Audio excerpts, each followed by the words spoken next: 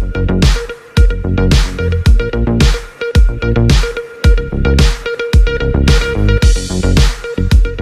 બાળ તસ્કરીનો રીલો પહોંચ્યો બનાસકાંઠા કાંકરેજના થરામાં આવેલી સંસ્કાર હોસ્પિટલ ખાતે નોકરી કરતો રૂપસિંહ ઠાકોરની પોલીસે કરી અટકાયત। સંસ્કાર હોસ્પિટલના ડોક્ટર મોહસિન ખાંચી જોડે જાણવા મળ્યું, રૂપસિંહ ઠાકોર છેલ્લા 1 વર્ષથી સંસ્કાર હોસ્પિટલમાં કરતો હતો નોકરી।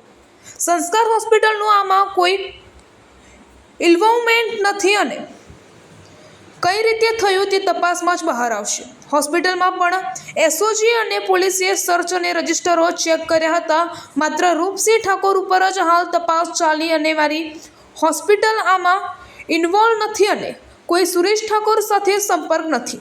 જોકે હાલ તો પોલીસ દ્વારા રૂપસિંહ ઠાકોરની પણ પૂછપરછ હાથ ધરાઈ છે।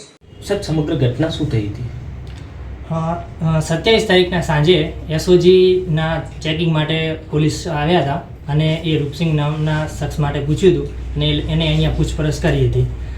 એ દિવસે પૂછપરછમાં એ લોકોએ એના લેબર રજિસ્ટર, ઓપીડી રજિસ્ટર ને એ બધું અહીંયા ચેકિંગ માટે એ લોકો ચેક કરીને ગયેલા છે અને એમાં કોઈ એ લોકોને એવું કંઈ પુરાવો કે એવું કશું મળેલું નથી અને એને પૂછપરછ માટે આગળ લઈ ગયેલા હતા 27 તારીખે। સાહેબ, હાલ પોલીસે કાર્યવાહી કરી છે, હોસ્પિટલમાં કંઈ ચેક કર્યું? હોસ્પિટલમાં એ લોકોએ લેબર રજિસ્ટર, ઓપીડી રજિસ્ટર ને એ બધું ડોક્યુમેન્ટ બધા ચેક કરીને ગયેલા છે।